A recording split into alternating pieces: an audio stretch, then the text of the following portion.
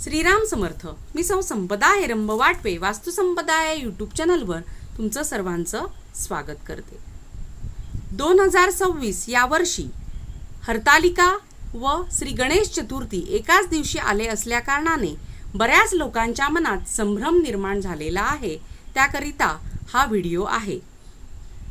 दिनांक 14 सप्टेंबर रोजी पंचांगामध्ये हरितालिका तृतीया व श्री गणेश चतुर्थी एकाच दिवशी दिलेले आहे. या दिवशी तृतीया समाप्ती सकाळी 7:07 आहे.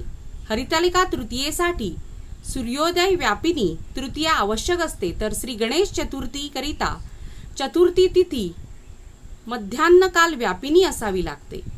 दिनांक 14 सप्टेंबर रोजी सूर्योदय काली तृतीया व मध्यान्ही चतुर्थी असल्याने ही दोन्हीही व्रते एकाच दिवशी आलेली आहेत. तिथीचे सूर्योदय काली असणे, मध्यान्हकाली असणे इत्यादी नियम व्रताच्या दिननिश्चितीकरिता आहेत.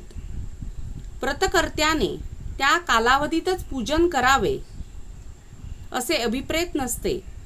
त्यामुळे दिनांक 14 सप्टेंबर रोजी सकाळी 7:07 तृतीया समाप्तीपर्यंत हरितालिका पूजन करावे किंवा त्यानंतरच श्री गणेश पूजन करावे असे नसून तृतीया समाप्तीपूर्वी अथवा समाप्ती झाल्यानंतरही हरितालिका पूजन करता येईल.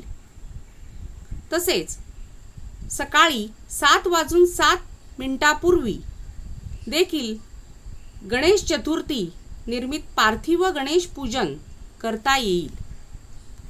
टीप: संदर्भ दाते पंचांग, पान क्रमांक 90.